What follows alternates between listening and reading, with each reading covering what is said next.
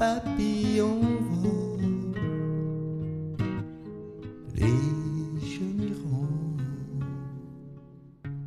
les papillons volent. Je vais vous raconter une histoire, mais chut, c'est un secret.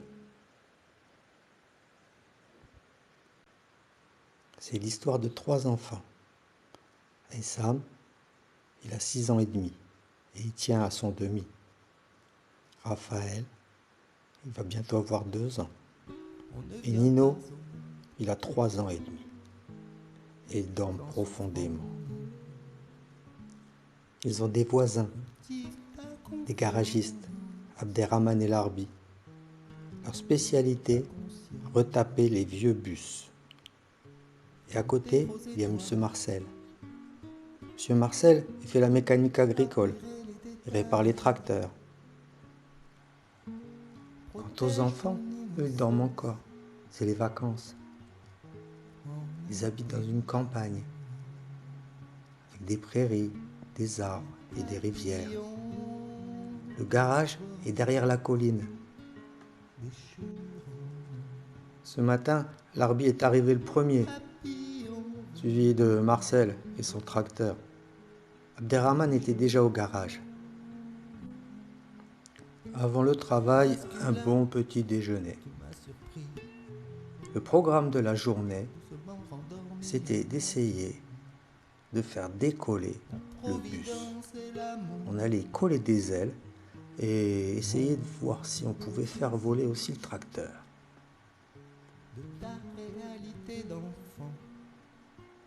Chez les enfants, c'est le réveil. Ils sont partis déjeuner. Et après, ils ont l'intention d'aller au garage pour aller bricoler. Ils adorent bricoler. Pour faire voler le bus, ils comptaient sur M. Chang, un japonais spécialiste en électronique. Et surtout, il savait faire des moteurs électriques pour les fusées. Abderrahmane lui téléphona. Il lui demanda s'il pouvait venir au garage pour les assister, pour les aider. « Pas de problème, répondit M. Chang. Je serai là demain. » De retour à l'atelier, Abderrahmane expliqua à Larbi que demain un ami allait venir. M. Chang, le japonais. « Ah oui, c'est un spécialiste. Merci, c'est une bonne idée. » Pendant ce temps, M. Chang appela son vieil ami, M. Li. C'est un spécialiste en informatique. C'est lui qui avait tout appris à M. Chang.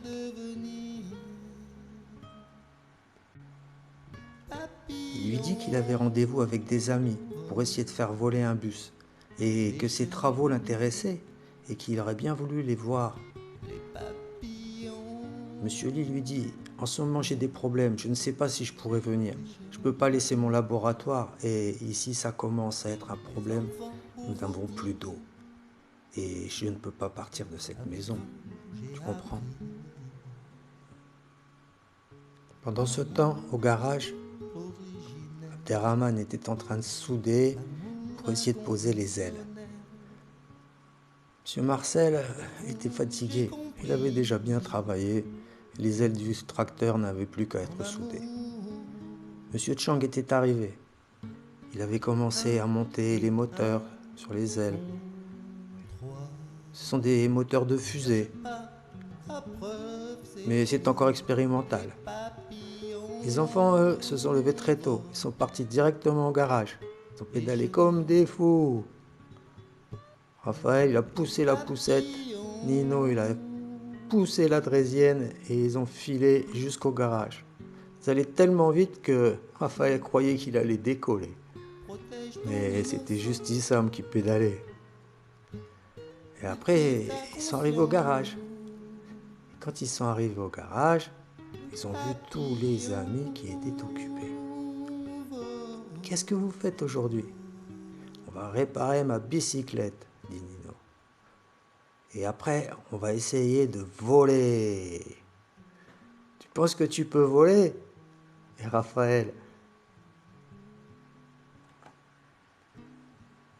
« Voler, bien sûr.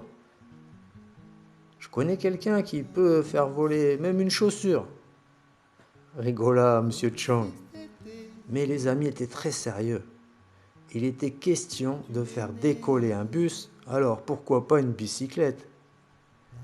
Monsieur Chang rappela Monsieur Li. Alors Monsieur Li, est-ce que vous êtes décidé à venir? Le problème était toujours le même. Monsieur Li ne pouvait pas quitter sa maison. Il y avait trop de choses dedans. Tout son laboratoire. Non, il était impossible de quitter cette maison. Mais peut-être je vais trouver une solution. Et si je peux, je viendrai vous voir au garage, dit Monsieur Li. Monsieur Chang fut très satisfait. Si Monsieur Li venait les aider, il y avait des grandes chances de réussite. Il n'était pas interdit de rêver. Alors avec Monsieur Larbi et Monsieur Abderrahman, ils se sont vraiment affairés. Ils n'ont pas arrêté de la journée. Coupé, scié, soudé. Vraiment, ils ont bien travaillé.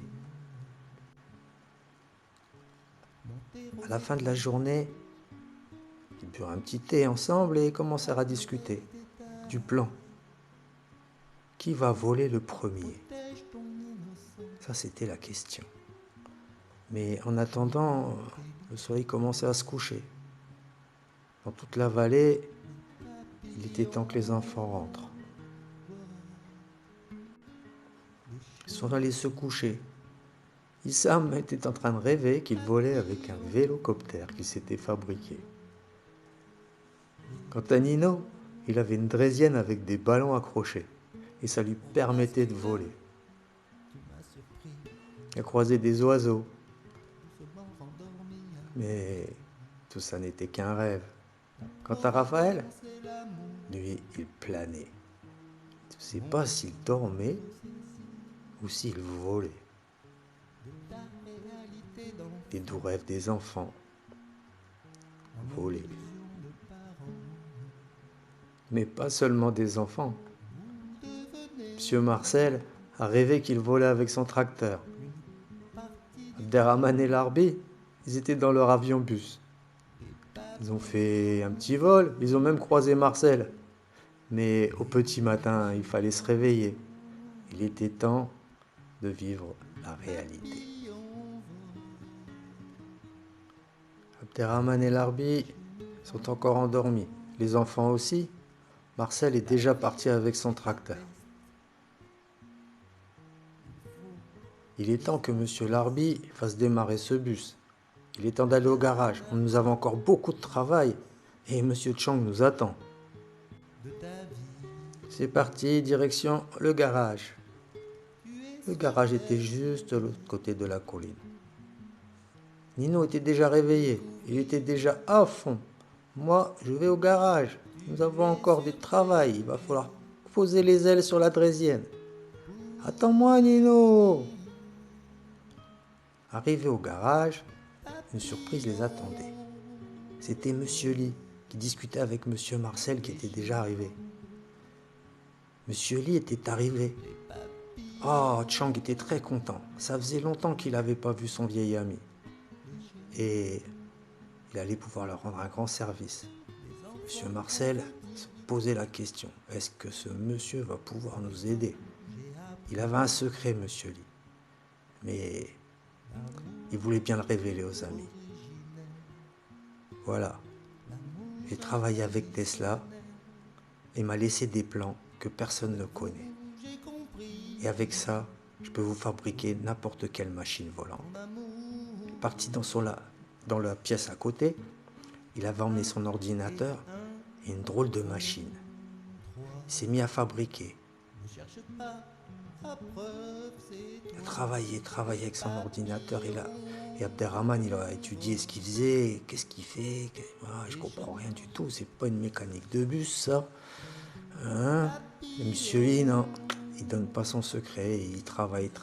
Il dit, bon, ben voilà, il y a du mercure, ça marche, fais attention avec la gravité, je t'expliquerai tout ça. Je peux pas tout te dire maintenant, c'est l'histoire de l'histoire. On va découvrir au fur et à mesure. Ouais, moi je connais déjà, dit Raphaël. C'est facile, c'est une méthode que je connais.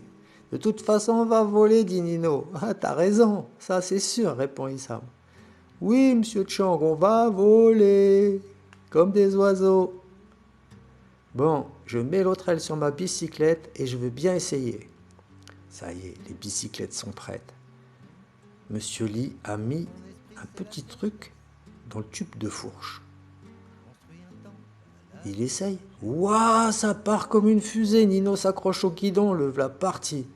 Raphaël a une poussette qui vole plus vite que les avions. Et Issam est déjà en train de faire le clown. Tiens le guidon. Ils passèrent au-dessus du garage. Moi je lâche les deux mains, dit Raphaël. Voilà, là, Nino a failli toucher le toit de la maison. Mais ça passe. Allez, arrêtez les enfants. Il est temps de descendre.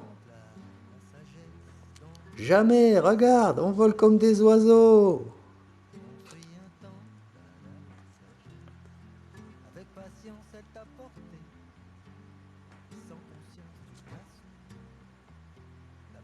Pendant ce temps, Monsieur Chang et Monsieur Lee étaient en train de voir comment ils pourraient régler le problème du laboratoire et de la sécheresse. Il faudra amener de l'eau, dit Marcel. Moi, je peux venir si mon tracteur y vole. Ouais.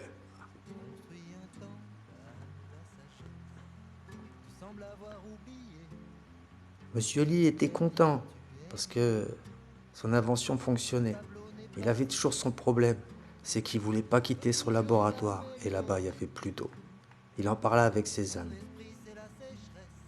Au-dessus du garage, Issam était passé à fond comme une fusée.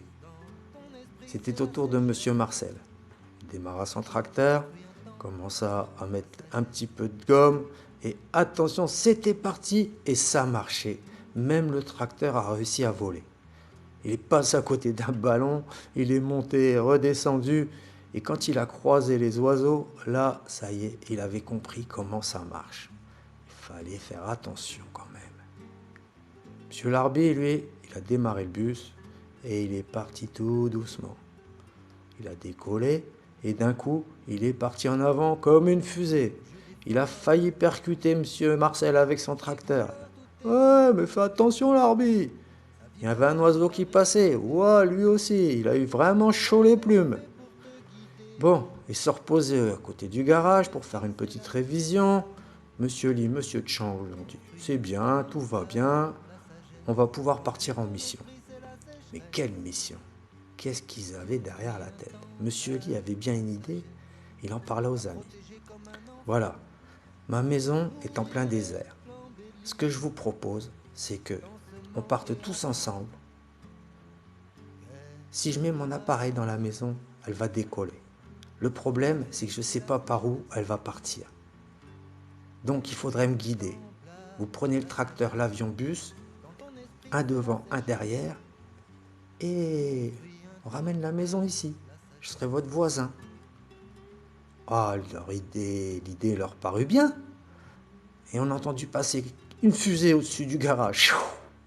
Mais non, c'était encore les enfants qui passaient. Ils ne voulaient plus s'arrêter. Ah, on allait devoir partir avec eux.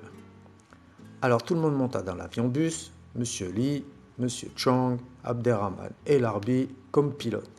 Et direction la maison de Monsieur Lee. Un petit virage à côté de Marcel et son tracteur et c'était parti, direction le désert. Traversèrent les plaines, encore des forêts, c'était joli. Tout était vert. Pas de pluie, mais c'était bien comme ça. Monsieur Marcel, lui, il faisait le fou avec son tracteur. Il essayait de faire un looping. Mais il a failli laisser sa casquette. Hein. Monsieur Larbé, lui, est tranquille. Il sait qu'il a des passagers, il ne fait pas le fou. Raphaël, lui, il faut toujours qu'il se prend pour un oiseau. Et Sam, il a mis la gomme, attaché ses lunettes et attention. Ils sont passés à côté d'Aglou. Oh, ça devient bon. Le désert n'est pas loin. Ils ont croisé Bob le bateau au-dessus de la mer, les parapentistes, Ahmed. Monsieur Larbi, il arrive au-dessus des montagnes, il a repéré le désert. Oh, il a fait un virage, encore un parapentiste. Qu'est-ce qu'il fait là, celui-là? Même les oiseaux, poussez-vous, attention, on arrive. Passèrent à côté des oiseaux, à fond la caisse. Et là, ils virent le désert.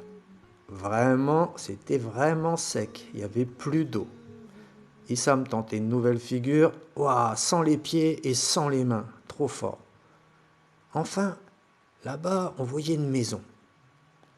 Ils se dirigèrent vers la maison, c'était la maison de Monsieur Lee. C'est là que j'habite, les amis. On va pouvoir se poser, j'habite juste à côté, regardez. Ils se posèrent sous un soleil de plomb. Ils laissèrent les véhicules, allèrent jusqu'à la maison. Arrivés à la maison, ils ne savaient toujours pas comment Monsieur Lee allait se débrouiller pour faire voler cette maison. Les enfants savaient. De toute façon, Monsieur Lee, il a des bons plans. Le plan, c'était de creuser. Monsieur Chang a commencé. Monsieur Marcel, il n'en pouvait plus de creuser, parce qu'il fallait creuser pour pouvoir faire décoller la maison. Monsieur Abderrahman, rien ne pouvait l'arrêter. Monsieur Larbi aussi. Alors ils ont creusé comme ça, toute la journée. C'était vraiment très fatigant. À la fin de la journée, ils ont décidé d'essayer. Ils ont pris le tractavion, l'avion-bus, les vélos qui volent. Tu crois que ça va marcher, dit Monsieur Marcel? Bien sûr que ça va marcher, c'est sûr que ça va marcher. Allez, on creuse encore un petit peu et après on essaye de faire décoller cette maison. Il faisait vraiment très chaud et la journée était longue, mais ils ont creusé. Au bout d'un moment, ça y est, le fossé était fait. Allez, tu vas décoller Marcel et tu vas essayer de nous faire décoller cette maison. Monsieur Marcel décolla son tracteur. Allez, un petit peu plus à droite s'il te plaît. Voilà, et maintenant tu lèves. Monsieur Marcel décolla et il commença à pousser la maison dans la bonne direction. Une fois que tout le monde avait décollé, c'était parti. On allait quitter ce désert. Nino, Issam et Raphaël se sont mis devant. Le bus a poussé derrière en pilotage automatique. Et les amis sont restés assis sur le petit bout de jardin qui restait devant la maison de Monsieur Lee. Seul Marcel faisait attention avec son tracteur. Il servait pour monter et descendre. Ils ont traversé le désert et ils ont croisé bien sûr les parapentistes à Aglou. Oh, mais je te connais toi, Bob le bateau, je t'ai déjà vu à l'aller. Et Sam était toujours en train de faire le foufou avec son vélo. Nino, ça y est, il avait contrôle de la draisienne et Raphaël, il partait toujours comme une fusée. La maison a bien volé jusque dans la vallée à côté du garage. C'est bon, on est bientôt arrivé, se dit Issam. On va pouvoir poser la maison à côté de notre maison. Ils sont passés au-dessus du garage. Il y avait un pêcheur. Il n'a rien vu. C'est quand Marcel a klaxonné que là, il s'est dit « Hé, mais c'est une maison qui vole !» Il était vraiment très surpris. Comment peut-on faire voler une maison? Alors ils font tourner la maison du bon côté. On voulait la porte du côté de la rivière. Le voisin était toujours là. Mais qu'est-ce que c'est que cette maison qui vole? Regardez, des vélos qui volent, un bus qui vole, je crois que j'ai la berlue. Il y avait un pêcheur, mais lui, il n'a rien vu. Tout ça s'est fait sans bruit. Les enfants ont guidé Marcel pour descendre la maison dans le trou. Allez, un petit peu à droite, un petit peu à gauche, ça y est. Une fois qu'on avait bien posé la maison, les enfants purent se reposer un petit peu. Monsieur Larbi surveillait, voir si tout se passe bien. Ça y est, la maison était posée à côté de l'arbre. C'était ça que voulait Monsieur Lee. Une maison à côté d'une rivière avec un arbre. Alors, ils laissèrent leur véhicule et ils se dirent qu'ils allaient aller un petit peu à la pêche. Après avoir pêché et puis un petit peu jeté des cailloux dans l'eau, on est des enfants, il était temps de rentrer. Alors Monsieur Marcel et Larbi avec Abderrahman, ils sont repartis avec le bus et le tractavion, direction le garage. Pendant ce temps-là, les enfants, ils ont pêché avec Monsieur Chang et Monsieur Li. Monsieur Chang et Monsieur Li étaient très contents. Enfin, on avait accompli la mission. Mais tu ne penses pas que ça va nous faire des problèmes si des gens ont vu voler une maison? Les pêcheurs n'avaient rien vu, ne t'inquiète pas. Quant aux autres, ils croient qu'ils ont la berlue, qu'ils ont rêvé. Les enfants sont repartis à la maison, en décollant, comme des avions. Quand on va raconter ça à nos amis, ils vont jamais nous croire. J'ai appris Et ça m'est reparti. l'amour originel. L'amour Monsieur Chang était bien dans sa nouvelle maison. Il avait ramené son laboratoire à côté de la rivière. Les enfants, eux, ils ont pris une bonne soupe, ils ont lavé leurs mains et ils sont partis dormir. un et un Très fatigués. font trois. Les trois amis, ils ont discuté toute la nuit de ce qu'ils avaient fait. C'est toi. Abderrahman a même rappelé Monsieur Chang. Monsieur Chang, c'était vraiment une excellente journée. Et merci encore. Et le soir tombé, bien sûr, Monsieur Li s'est remis au travail. Son laboratoire était au bord de la rivière. Maintenant, il savait qu'il pouvait être tranquille. Protège ton innocence. Abderrahman, lui, après avoir accroché, il était temps qu'il aille se Ta coucher aussi. conscience. Vraiment, ils avaient fait une dure journée. Les enfants, pour Maintenant, vous dire, on va aller dormir. La nuit est tombée. avec vous, j'ai Ils ont passé appris. une bonne nuit. Monsieur Marcel n'a même pas pu aller dans son lit. Il est tombé dans son fauteuil. Et lui, il s'est mis à rêver aussi. Comme les enfants d'ailleurs. Tout le monde s'est mis à rêver. Avec vous, j'ai compris. Est-ce un rêve Oh, ou une ton réalité? amour. Un et un font trois. Ne cherche pas à preuve, c'est toi. Les papillons volent, les chenilles rampent. Les papillons volent.